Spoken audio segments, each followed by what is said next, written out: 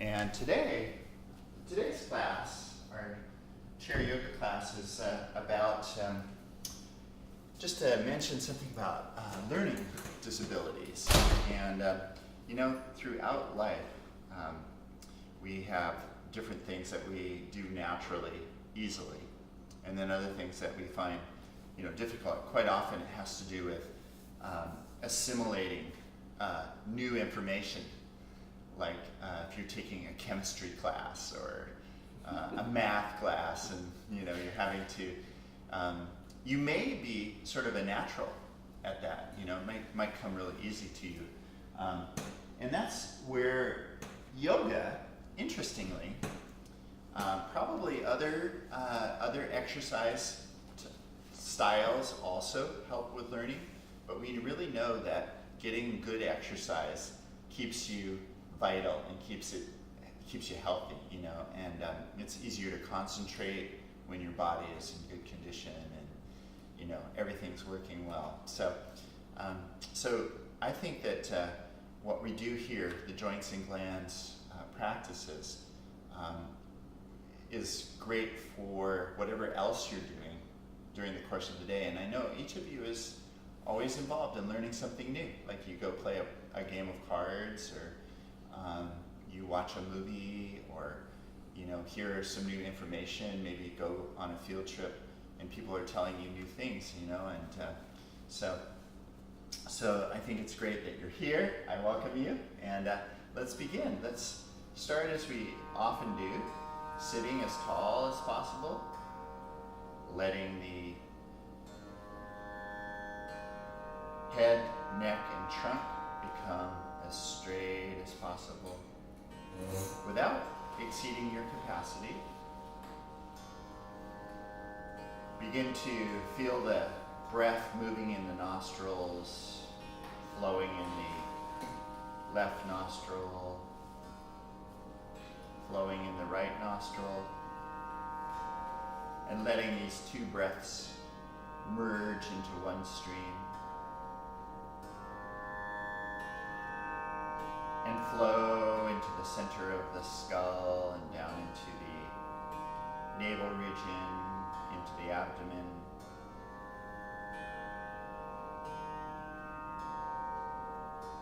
Feeling the expansion in the rib cage and the abdomen as you inhale, and the relaxation as you exhale.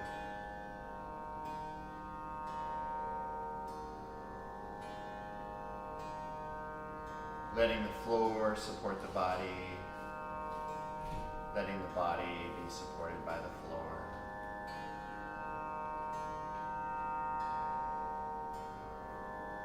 And this first chant is an invocation to the golden womb, the source of all knowledge, wisdom, spontaneous intuition. The golden womb, as it's referred to. And today we make a special invocation that if we're trying to learn something new, that we be given a chance to easily learn this new information.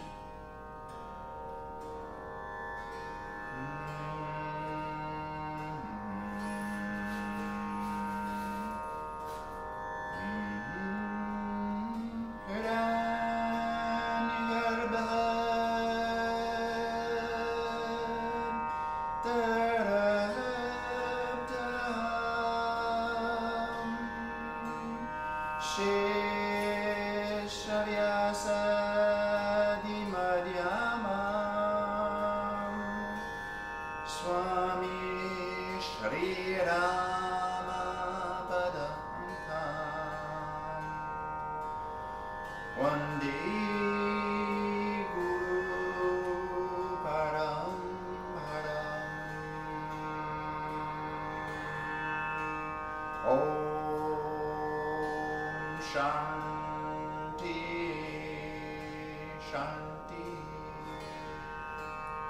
Shanti.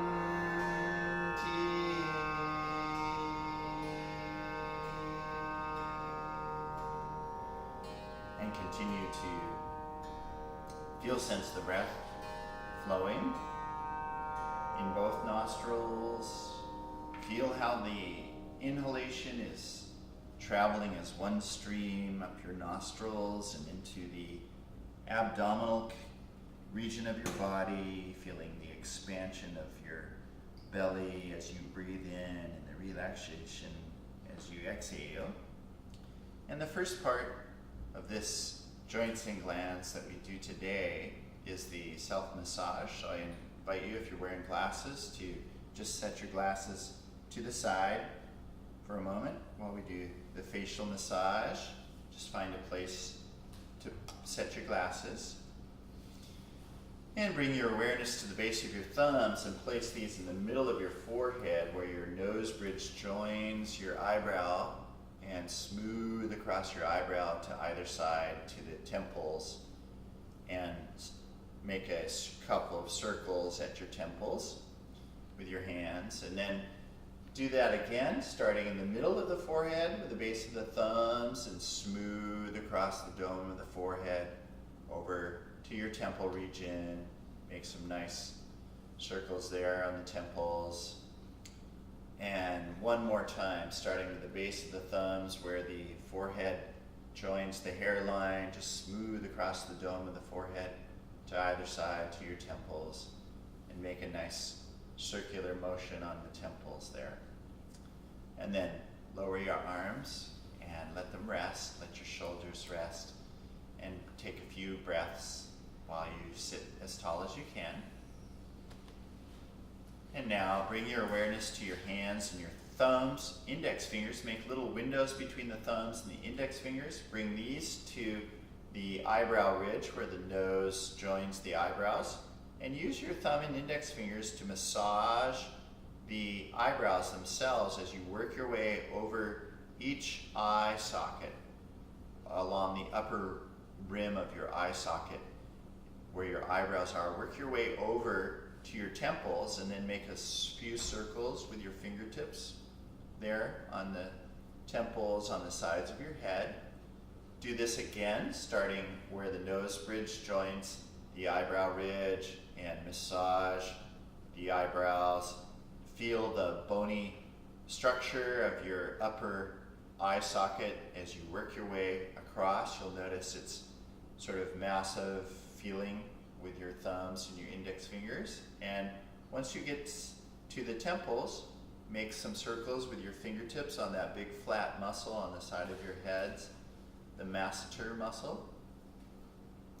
You may notice you start to produce a little extra saliva in your mouth as you do these massages. Rest whenever you need to, but then join us for a third pass, starting where the nose bridge joins the eyebrow ridge, and work your way across the top of the eye sockets, feeling the curvature of your eye socket, of your upper rim of your eye socket, and make your way over to the sides of the eye sockets. And when you get there, massage your temples and the big flat portion of your head, the side of your head, with your fingertips. And after you've done that 3 times, lower your arms again, relax your shoulders, come into your full awareness of your breath, the breathing. And now we continue with exercise number 3. Take your index fingers, lay them alongside your nose so that you can rest them on the lower rim of your eye socket, right where it joins up to the nose. Watch that you don't press on your eyeballs, and simply press on the lower rim of your eye socket, right by your nose. Press and release. Begin to work your way across and underneath the eye, feeling the lower rim of the eye socket this time, working your way over to the sides of the eye socket. Make some circles yet again on the temples with your fingertips, massaging the sides of your head, working your way back a little bit. Then again, remember to rest whenever you need to, just pressing your index finger on the lower rim of your eye socket, and you work your way down and under each eyeball without pressing on the eyeballs.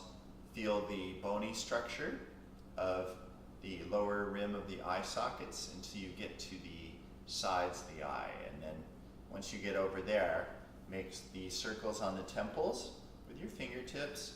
This is releasing endorphins, the neurotransmitters that make you feel good. You always learn better when you're feeling good. And do this again so that we're doing each of these exercises at least 3 times. So third pass, working your way underneath each eye, pressing on the tissues that sit on the lower rim of your eye socket. You can feel the bony structure of your eye socket, and you make your way over to your temples and then make some circles there and rest whenever you need to. So after 3 passes, definitely lower your arms. Again, really feel the breath flowing in your nostrils. Reflect on the feeling in your eyes, and again, what did you learn? What have you learned this morning as you're practicing the benefits of the massage? You're learning, your body is learning the feeling. That's another type of learning. A somatic learning is what we say. And now we continue with exercise number 4, this time bringing the base of the thumbs, again, alongside the nose, a little lower down in the nostril area, so you could sort of push the nostrils together with your base of your thumbs, and then continue to massage the cheek muscles this time with the base of your thumbs, working underneath each of your cheekbones into either side, and then up towards the base of your ears and the edges of your jaw where they join your neck. Again, as you do this, you might notice that you're producing more saliva in your mouth. That's great. Go ahead and swallow that. That'll be great for the digestion. Again, make a second pass starting next to your nostrils, massaging the cheek muscles, working underneath the cheekbones. Here they have a special name. They're called the zygomatic arch. And work your way up towards the base of your ears, underneath your ears.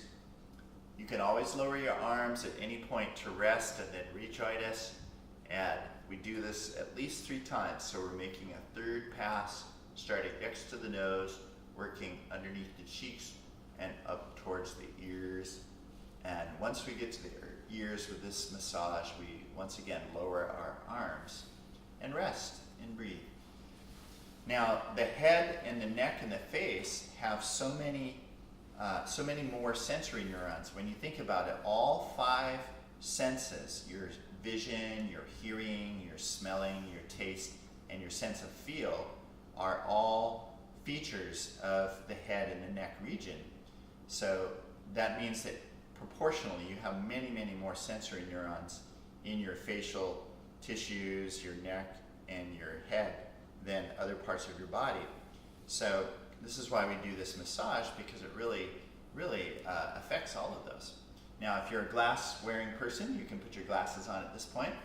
And we continue with exercise number 5, using the fingertips just below the nostrils this time so that you can massage your upper lip. And you want to massage the upper lip and massage, you can feel where the gums and the teeth are joining together. And so you massage along the line of your upper teeth back towards your jaw. And once you get to the corners of your jaw, you notice that there's a vertical band of muscles that are like, you can take your fingers and do the artificial smiling type of movement with your fingers, sort of pulling that back and stroking horizontally across that muscle. And that's really nice. That's going to relax that muscle. It's going to produce even more saliva.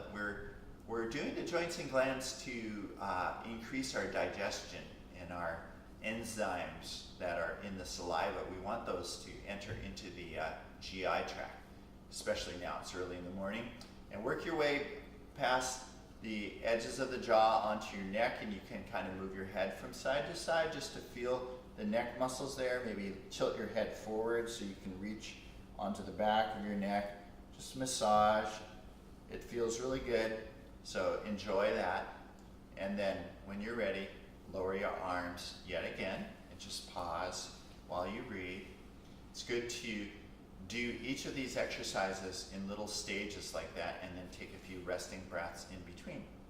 So now we continue. This will be exercise number 6, And here we bring our thumb and our index fingers to the tip of our chin, and we massage the underside of our chin with our thumbs, the part where the neck joins into the jaw, and we massage the lower line of teeth and the gum area through the skin of the lower jaw with our fingertips. And we work our way along the jaw, from the tip of the jaw back towards what's called the angle of the jaw, that very sharp corner area. And notice the texture of the bone through the skin. Notice, sometimes you might notice whether or not you've got little swelling in the throat, possibly fighting an infection. That's often where we feel the lymph glands. And once you get to the corner of your jaw, again, move on to the neck and onto the back of the neck, let your head tilt forward a little bit as you massage that area to your contentment. Very good. Okay, lower your arms and rest. And now those are the 6 self-massage exercises for the head and the face. And at this point, we will do lion pose, simhasana, and we've learned a lot. Speaking of learning, and this is like the yoga of learning, learning disabilities yoga, whatever it is that's an obstruction to us learning new information. We invoke that this yoga practice will somehow help us use that obstacle as a stepping stone, right? That's often the way it is, you know, turn an obstacle into a stepping stone. So let's do lion pose. That'll activate our feet, so feel your feet, feel where they're resting on the floor as much as you can through your shoes. Really fire up that awareness, stretch your toes, and then similarly ground into the floor, feel the energy coming up through the foundation of this building and into your feet. Same time, send roots down through your feet, and then your palms are against your knees in a way that you really feel that strong connection with your soles of your feet all the way up to the palms. Spread your fingers wide, draw your heart through, shoulders down the back, slide them down the back, and then open your lips, dilate your lips, and open your jaw, stick out the tip of the tongue towards the tip of your chin, open your eyes wide and look up through the tops of the eye sockets.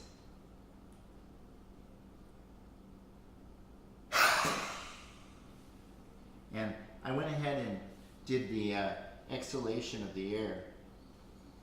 That is also a feature of the full expression of lion pose, just to remind you about that. So it's a little tricky for me to simultaneously do the movement and instruct you as well.